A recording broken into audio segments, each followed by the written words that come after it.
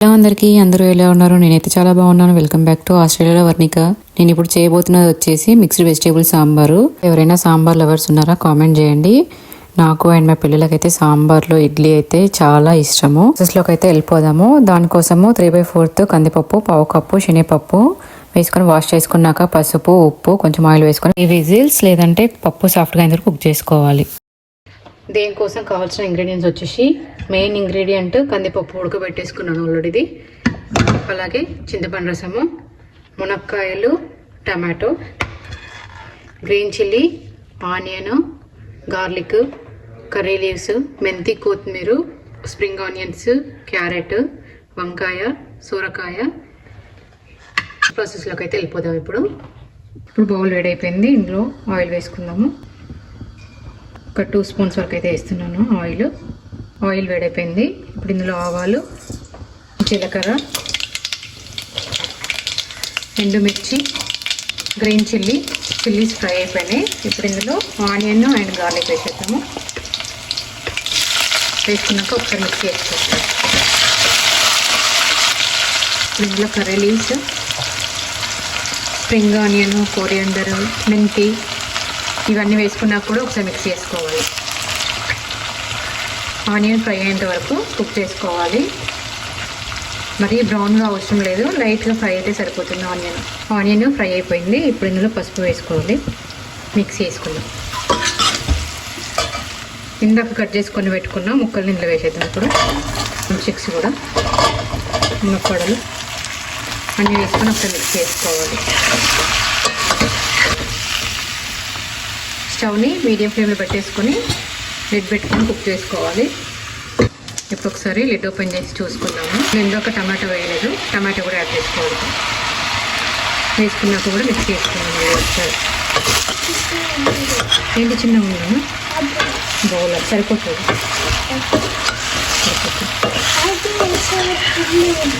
ఎక్కువ చిన్నగా ఉన్నా మీకు సరిపోతుంది. అయితే మనకి సరిపోతుంది. ఇది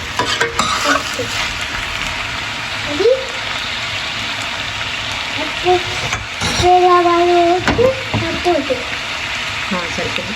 మళ్ళీ దీనిపైన లిడ్ పెట్టేసుకొని కుక్ చేసుకోవాలి. ఒక 5 మినిట్స్ కుక్ చేసుకోవాలి. మళ్ళీ అలాగే ఇప్పుడు మళ్ళీ చూద్దాం. ఒకసారి వేసేసుకోవాలి. ఒకసారి మళ్ళీ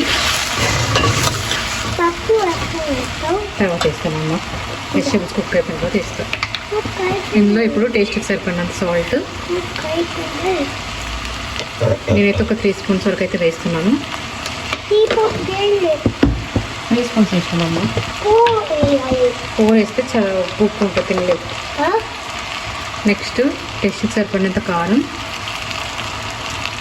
ఒక 1.5 స్పూన్ కొంచెం తక్కువగా వేస్తున్నాను నేను.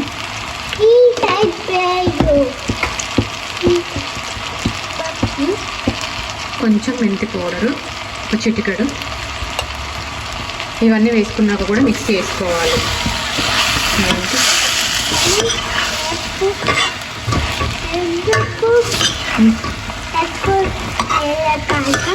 ఎక్కువ వేస్తే కారం అయితే మళ్ళీ తిన్నాం కదా మనం. కారం వేస్తే స్పైసీ అయితే తింటావా?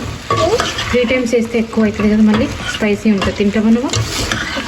తింటావా నువ్వు కదా? మరి ఎందుకు మళ్ళీ వేయలేదని అడుగుతావు? ఎందుకు?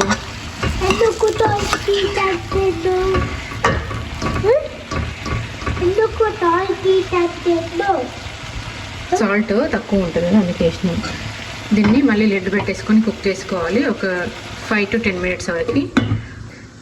ఇప్పుడు మళ్ళీ చూస్తున్నాను. వెజిటేబుల్స్ కుక్ అయిపోయినాయి. కొంచెము చేసుకొని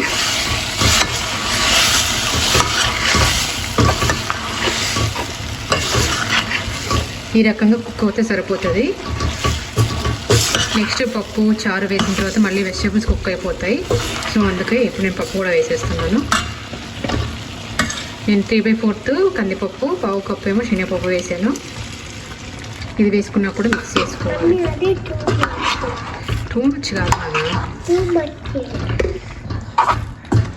అలాగే చింతపండు రసం కూడా యాడ్ చేసేసుకోవాలి. ఇప్పుడు పప్పు గిన్నెలోకి కడిగేసి వాటర్ కూడా యాడ్ చేసేస్తున్నాను. ఒక 1.5 గ్లాస్ వరకు.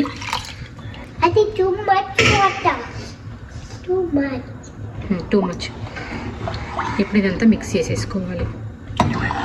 కొంచెం బెల్లము టేస్ట్ బ్యాలెన్స్ అయ్యేటట్టు పులుపుని బెల్లం వేస్తే కూడా సాంబారు టేస్ట్ బాగుంటుంది. మిక్స్ చేసుకొని లిడ్ పెట్టేసుకోవాలి. ఈ స్టేజ్లోనే మీరు ఉప్పు కారము టేస్ట్ చేసి చెక్ చేసి వేసుకోవచ్చు. ఈ స్టేజ్లోనే లిడ్ కూడా మొత్తం క్లోజ్ చేయట్లేదు, హాఫే పెడుతున్నాను. అందుకని సాంబార్ పొంగితే బయటకు రాకుండా ఉండడానికి. ఇంకా సాంబార్ అయితే మరగడం అయితే స్టార్ట్ అవుతుంది. ఇంకొక 15 మినిట్స్ అయితే మరిగిస్తాను ఇలాగే. ఒకవేళ సాల్ట్ తక్కువగా ఉంటే పొంగు అనేది వచ్చేస్తుంది, అదొక టిప్. సాల్ట్ వేసుకోవాలి ఇప్పుడు తక్కువగా ఉన్నట్టు, అలా వస్తే మేము ఇంత ఇలాగే పెట్టేసుకొని మరిగించుకోవాలి. సాంబార్ అయితే రెడీ అయిపోయింది. ఇదైతే రైస్లోకి లేదంటే ఉప్మాలోకి ఇడ్లీలోకి దేనిలోకైనా సూపర్గా ఉంటుంది. ఇప్పుడైతే స్టవ్ని అయితే ఆఫ్ చేసేస్తున్నాను. నేను దీన్ని అయితే రైస్ కాంబినేషన్లో అయితే సర్వ్ చేసేసుకున్నాను. దీనికి సైడ్ కాంబినేషన్లో అయితే ఆలు వేపుడు అయితే చేశాను. మా పిల్లలకి ఇలా చేస్తే ఇష్టము.